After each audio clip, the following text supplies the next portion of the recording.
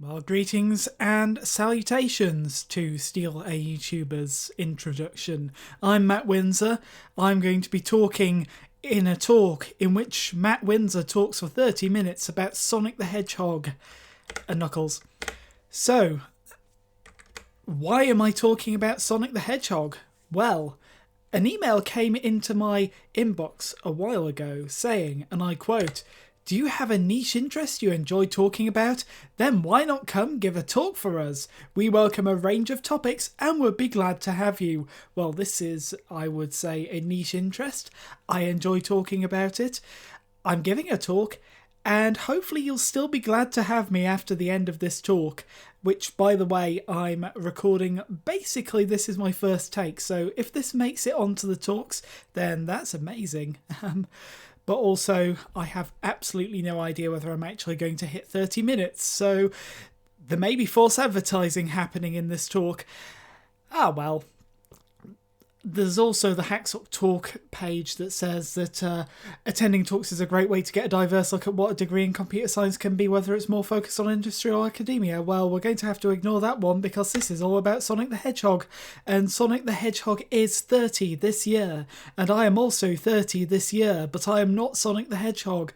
Actually, I'm slightly younger than Sonic the Hedgehog, so there will be a brief period where I'm still 29. Ha! Ha! Sonic old! So this felt like it was a good year to put in a talk about Sonic the Hedgehog because Sonic the Hedgehog is having an important birthday. But really the main reason that I wanted to talk about Sonic the Hedgehog is because of peculiarities in the way that my brain works. So you may have seen this particular graph before. This is the Gartner hype cycle, or thereabouts. It's an attempt to draw the Gartner hype cycle using Keynote's draw with pen functionality, but close enough. You can see that we start with the technology trigger, or in this case the trigger, because Sonic the Hedgehog isn't really a technology. I guess he really is. Well, he's made using technology, but he's not a technology himself. You get the trigger and you go all the way up the hype cycle to the peak of inflated expectations, and then things start going wrong. You start getting disillusioned and you go down into the trough of disillusionment, but finally you come to terms with it all and you go slowly up the slope of enlightenment and finally hit the plateau, which is not as high as it used to be, but not necessarily as low as it used to be either. And what I'm trying to get at here is that the Gartner hype cycle is also kind of how my brain works when it's given new stimuli. For example, Sonic the Hedgehog, which is currently at the peak of inflated expectations. Basically, what happens is when I find something new that I'm interested in, I get really, really, really, really interested in it for a small, condensed burst of, well, inflated expectations, and I'm really hoping I don't hit the trough of disillusionment this time with Sonic the Hedgehog, but I have an awful feeling that my brain will do what my brain always does and hit that trough of disillusionment, and everything will be, well, I'll be talking about something other than Sonic the Hedgehog next HackSoc Talk series. And I know this because this has happened before in my life. So when I was a teenager, I used to be really, really, really, really into Final Fantasy VIII, which is surprising because, you know, Final Fantasy VIII is the love it or hate it, really controversial, really strange version of Final Fantasy, and it's not very well known for people to get that inflated expectations is over it. But anyway, I digress. So, why have I just got into Sonic the Hedgehog? Because I have just got into Sonic the Hedgehog, and that's a big question, and I'm going to skirt around it by showing you pictures of things that have nothing to do with Sonic the Hedgehog for a while. So this was my first games console, the Super Nintendo Entertainment System, and currently it's sitting in a shelf in my bedroom, needing a good dust, and also having Tetris and Dr. Mario in it, which is patently not a Sonic game. Indeed, there are no Sonic games as far as I know for the Super Nintendo Entertainment System, which is kind of why I wasn't into Sonic as a kid, because this was my main console for many years. And indeed, my first game was Super Mario All-Stars Super Mario World, and you're going to say that isn't a game, that's a packing cartridge with 1, 2, 3, 4, 5, possibly, games. That's Super Mario 1, Super Mario 2, Super Mario 2 but Japanese, Super Mario 3 and Super Mario World. So I had a lot of Mario growing up, and you would have thought that that would have stuck with me for the rest of my life and I would have become a Mario fan and a Mario speedrunner. But wait, in front of my TV is the Mega Drive 2, and look what it has in it. Sonic the Hedgehog 3. Sadly not Sonic and Knuckles with Sonic the Hedgehog 3, but you can't win them all. Anyway, why has this happened? Why have I suddenly gone from being a Mario fan to being a decidedly not Mario fan? Well, weirdly enough, it all happened on the 4th of January of this year, when Awesome Games Done Quick happened. I mean, it happens every year, but it happened this year during the height of, well, the height of the situation in which we find ourselves. Lockdown number 3 was just on the horizon, and I got this tweet saying, and I quote, "If you have never watched GDQ or don't think you like speedruns, I urge you to tune in right now for this run. Please, I'm begging you." And that tweet was referring to the run of Sonic Mania by this guy on the right hand side, Argic, the Sonic speedrunner, also known as the person who commentates all of his speedruns at the same speed that he does the speedruns, and is generally quite, well, increasingly well known for it. So if anybody was going to get me into Sonic the Hedgehog, it was probably going to be this guy here. And indeed, that's entirely what happened. I saw a speedrun of Sonic Mania. I was like, wow, I've seen loads of speedruns, but suddenly I feel like this one has somehow unlocked something deep within myself, and I decided that I would become one with the Blue Blur fandom. Say that about 500 times very quickly, and yes, so I became a Sonic fan only a few months ago, and I'm already talking for 30 minutes about it. And yes, I am holding a copy of Nier Replicant here. That's completely nothing to do with this talk, but depending on whether I play it any more times than I've currently played it, there may be another talk later on where I talk for 30 minutes about Nier Replicant, and it'll be terrible because you can't talk about Nier Replicant without spoiling it. But anyway, I digress. Okay, so that's why I'm talking about Sonic the Hedgehog. Let's talk about Sonic the Hedgehog. Well, Sonic the Hedgehog is a platforming game franchise, originally starting off in 1991, as evidenced by the thing that I showed you several slides ago, when the whole objective is to defeat the evil Dr. Evo Eggman Robotnik and his designs on roboticizing innocent animals and generally screwing everything up for everybody who isn't Dr. Evo Eggman Robotnik. And you do so by getting from A to B very fast, by being able to roll and jump your way through several different worlds, several different zones, to use a technical term, each of which contains 2 or 3 acts depending on the game, and depending on the game they might even not be called acts. Sonic CD is weird in that regard. But anyway, I digress once more. This is a screenshot from Sonic the Hedgehog 1. It's actually the screenshot from the Wikipedia page, which is a little bit naughty of me, but anyway, yes. So you'll see that I've highlighted all the various components of a typical Sonic the Hedgehog screenshot. We have Sonic at the bottom. That's Sonic, the blue blur. You control him with the controls, and you can make him roll into, stomp into, or avoid enemies such as this motor bug, which is hence named because it's a bug that looks kind of like a motorcycle. Anyway, yes, you can also collect items, including speed shoes, invincibility, and shields, and so on and so forth. Here is a pre-smashed item box, but the item boxes generally show you what sort of item is within them, unless they're hidden behind trees or other forms of scenery, in which case you won't be able to see. You can get score for some reason. The score, well, it doesn't really impact anything apart from the fact that if you get a multiple of 50,000, you gain extra lives. But I'm getting ahead of myself because the lives are in that corner of this screenshot and I'm only in that corner of the screenshot. Time.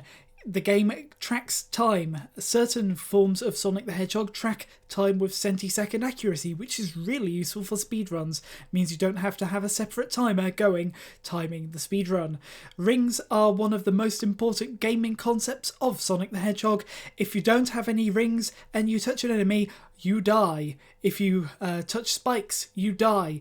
If you get crushed by things, you die. Well, you die regardless of whether you've got any rings in that situation, but rings protect Sonic from most forms of damage. If you have at least one ring and you hit an enemy or spikes, then you will lose your rings. They will scatter across the map and you can actually pick them back up. It's quite difficult to pick all of them back up, but theoretically speaking, if you kept picking them back up, you basically have unlimited protection from damage. And if you get at least 50 rings and, well, in Sonic the Hedgehog 1, if you get at least 50 rings and clear the act, then you can go into the special stages. But I won't be talking about those in this talk because I probably will end up running out of time talking about other things. And also, if I started talking about Sonic 1 special stages, I'd have to start talking about Sonic 2, CD, 3 and Knuckles' special stages, and they're all subtly different. Anyway, that is a snapshot of what Sonic the Hedgehog looks like for people who have never seen Sonic the Hedgehog.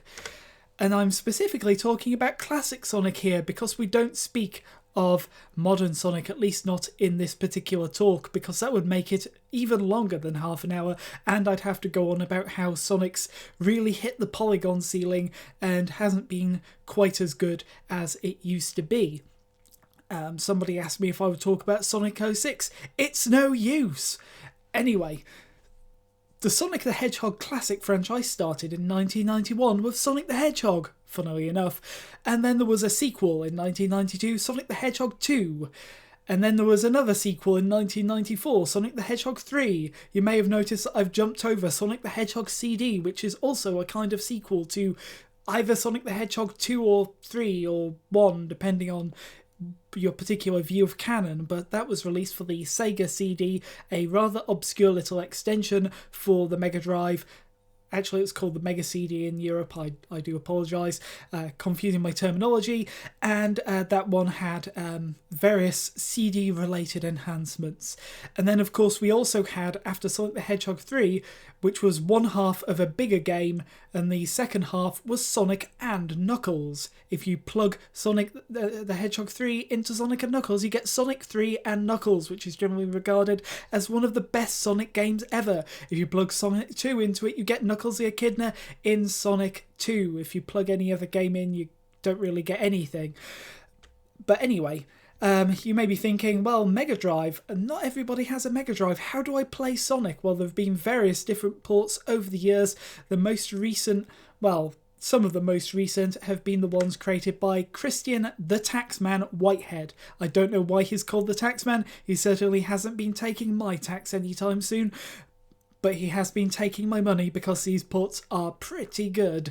Therefore, mostly mobile platforms, so like Sonic the Hedgehog 1 and 2 are available on Android and iOS. Sonic CD was also released on PC and various consoles that were popular around 2011, and Sonic 3 never got a port for, I think, legal reasons, which is a shame. But there you go. These breathed new life into the respective Sonic games, and I really, really recommend them for people who have never played Sonic 1, 2 or CD. Specifically, Sonic CD is my bae. I will defend Sonic CD till I die. It is my favourite Sonic game so far. And there was also Sonic Mania, which was Christian Whitehead and various other people working on producing effectively a sequel to Sonic the Hedgehog 3, which is a massive nostalgia trip, very highly regarded. You may be thinking, well, surely a sequel to Sonic 3 would be called Sonic 4. We don't talk about Sonic 4. It was generally regarded as a bit... Honestly, I've never played it, but I've heard people who have played it don't really rate it. Your mileage may vary. It certainly looks pretty and has good music. But anyway... all these various Sonic games have different, different levels, different gimmicks. They introduce different things at different times. So, for example, Sonic 1 is infamous for its labyrinth zone, which is like the low watermark for all water levels, or maybe the high watermark, depending on how much you enjoy those kinds of things. Sonic 2 introduced Tails and has Chemical Plant Zone, generally regarded as one of the best Sonic stages known to Sonic kind. Sonic CD had time travel, which is an interesting gameplay gimmick. Sonic 3 had a soundtrack allegedly written by, or partly by, Michael Jackson.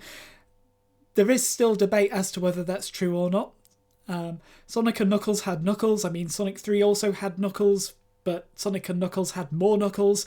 And Sonic Mania was the one with ridiculously huge zones, most of which are lusciously detailed variations on zones seen in other Sonic games, and which contain bosses, level design, set pieces, musical cues, and other such niceties that are guaranteed to induce a nostalgia trip in people who've played and sung before.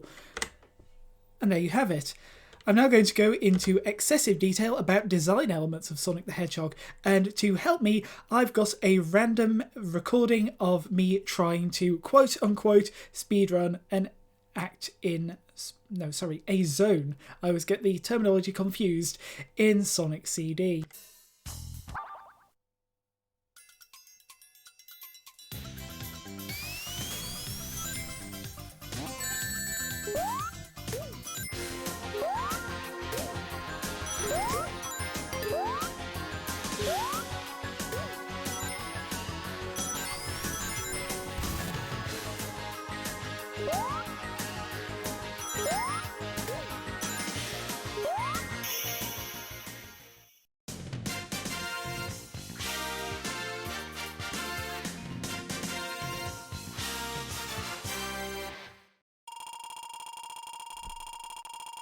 Yeah, that's enough of that.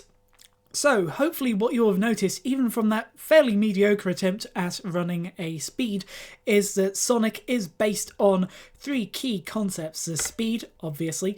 There's momentum. You may have noticed it from time to time in that particular snippet, and also something you won't have noticed at all because it wasn't coming up at all in the speedrun is exploration, Knuckles. So speed is really important to the Sonic mantra. I mean, Sonic is known as the gotta go fast game, and hopefully that gave you an idea of how speedy Sonic can be, even when you've only spent a few months learning how to be speedy. Actual people who can actually speedrun, they can go really fast. So here's a leaderboard. I really should have put the leaderboard of Palm Tree Panic 2 up, but I didn't prepare that particularly well. So instead what we have is the speedrunning board for Green Hill Zone 1. And if you've ever played Green Hill Zone 1, you'll be thinking, I never knew that could be done in 24 seconds. And yes, it can. The whole thing about Sonic is making it really, really rewarding to learn how to get through Sonic levels quickly. The game doesn't make it necessarily easy all the time to go fast, but it makes it rewarding to go fast. And that's the key bit of the design, is you've got to go fast to appreciate Sonic. I mean, the first times that you play particular Sonic games, you probably won't be going all that fast, but as you get better at the respective games, as you find out where things are, as you find out how to run things, it starts being heckin' fast. So the speed, there's momentum. So the game really tries to play around with this feeling of Sonic being not kind of like fully 100% under your control all the time, certainly not to the degree that Mario is, and it really plays with this idea of speed influencing where you can go, when you can go, and how you play around with the scenery in the levels. So things like slopes make you go fast or make you go slow, depending on the respective difference between the direction of Sonic and the direction of the slope. Curves are really cool because they can shoot you into the air if you jump. They can also be difficult to navigate if you're going against them, and basically this was all fairly revolutionary back in 1991. Obviously platformers were more Mario-esque, didn't have this real feeling of momentum, so to speak. Famous gameplay mechanics like loops. I mean, loops are the bread and butter of Sonic. You saw me go through a loop. I really technically should have gone on top of that loop if I was being a real speedrunner, but you got to see the loop nonetheless. They're obviously well-known part of Sonic level design, and really show off this idea of you're going so fast that you can cling to a loop and go all the way through. It's really cool, especially if you've never seen it before. Secrets on top of things like loops and scattered around the level help break up the momentum as well. They help remind you that sometimes it's best to stop going fast and start manoeuvring. Breakable scenery, you didn't get to see any of it there, but if you play Green Hill 2 is probably the best one to see it in. Plenty of breakable scenery, and of course springs, including ones that send you all the way back where you just came if you're not careful. So the whole idea is it's not just going fast, it's making sure that you go fast and use your relative lack of control or the feeling of momentum to get where you want to go and make sure you don't go where you don't want to go.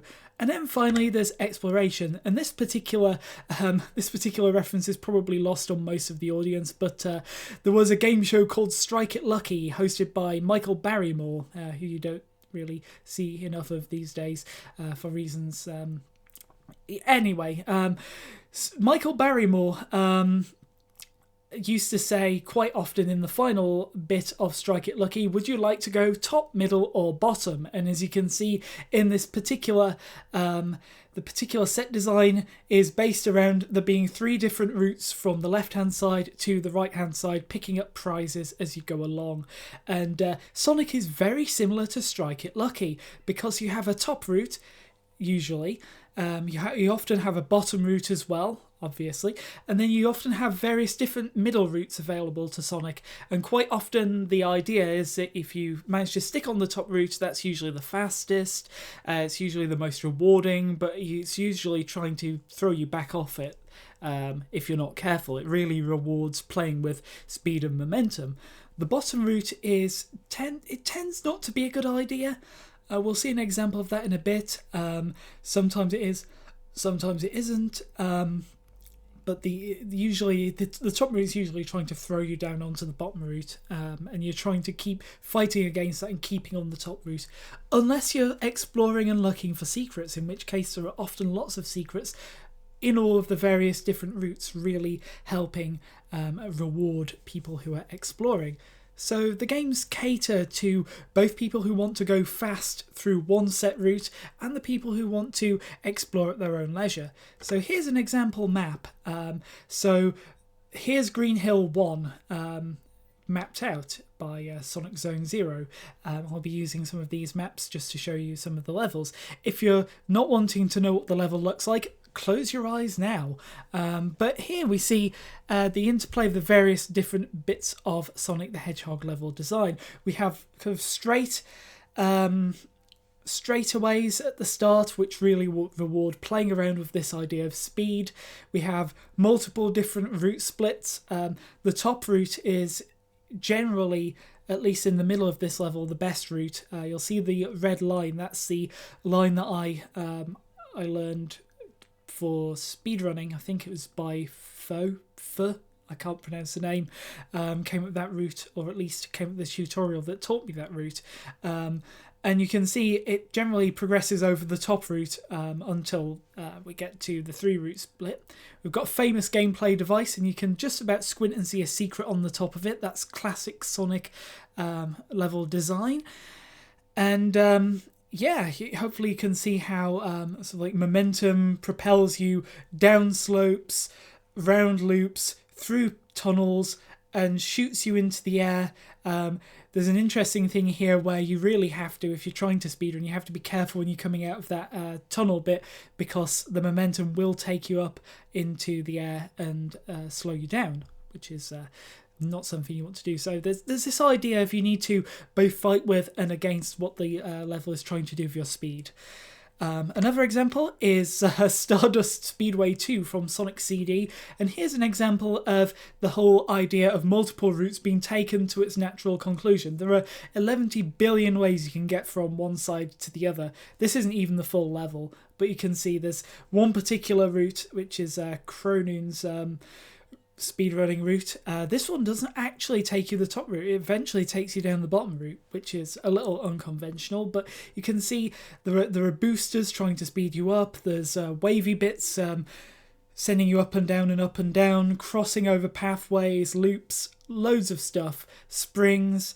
The whole thing is based around trying to make you first go fast and then try to think, okay, I'm going fast. Where do I want to go and how can I do it as fast as possible? And I feel like that's a really rewarding form of gameplay and is why I love Sonic. And it's worth saying, I didn't originally think I would. I used to think, oh, Sonic, that's the game where you go fast. I can't go fast. I'm not going to enjoy this.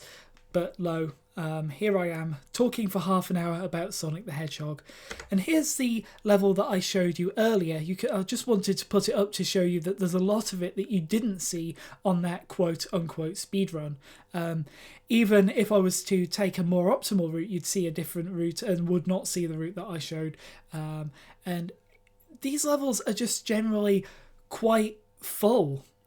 And there's loads of different places that you can be sent, especially if you are trying to stick to a route and get thrown off it. It's almost rewarding in that way, because if you mess up, you get to see more of the level and you get to play around with trying to back up and trying to make the best of a bad situation. So you can't really get all that mad at Sonic. Anyway, I've talked for nearly half an hour about Sonic the Hedgehog, so it's time for the final zone in which I stop talking about Sonic the Hedgehog. And just to summarise, I really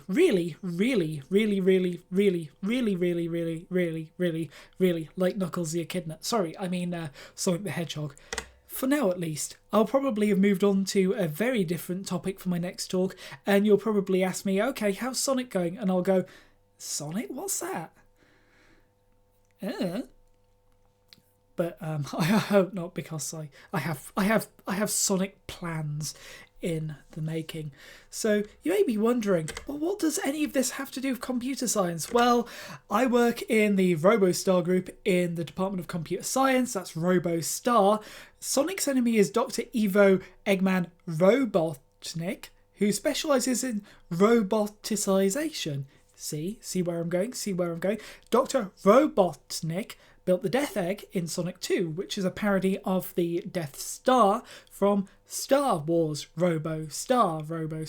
The 5th zone of Sonic 1 is Starlight, and the 6th zone of Sonic CD is Stardust Speedway. And there are plenty of robots that you have to avoid or smash into in Sonic. So basically, Illuminati confirmed. And also a little bit of motivation. Because I couldn't really think of anything actually computer science related, so I decided to end on a motivational. If you try, you can do anything. And that's lifted from the lyrics of the opening to the Japanese version of the of Sonic CD's soundtrack. And what I'm trying to say here is, I just got really interested in Sonic the Hedgehog at the start of January, and I already have a few speedruns on speedrun.com. As you can see, they're not very good, but I'm several months in, and I never thought I'd have anything on that board. So it's amazing how quickly things can change if you let them, if you just allow yourself to be taken by the sort of wind of opportunity. And this is me trying to be motivational. Hopefully in a few years' time, I'll have actually managed to get somewhere out of all of this, and no doubt I won't stop talking about it until I do, or until I give up. But yes, what I'm basically trying to say is it's interesting how these sorts of things just happen, how you just go from 29 years of being a washed-up Mario fan to suddenly, wow, Sonic! Where has Sonic been my whole life? And you could imagine maybe that could happen with COBOL or something computer science related. Just let it happen. Explore it. Just don't be afraid to give things a go. Anyway, that's basically it. I hope this has been a talk. I hope this is recorded. I hope this has been uploaded correctly. I hope you're not virtually pelting me with various sorts of fruit and vegetables for taking up a HackSoc talk slot to do this in. I would be very happy to answer any sort of questions about anything really. Probably Sonic related would be a start. And I will see you in the Discord, or at least I will hear you in the Discord. But until then, thank you for listening. Thank you for bearing with me. Have a safe existence. I'll shut up now. 30 minutes exact.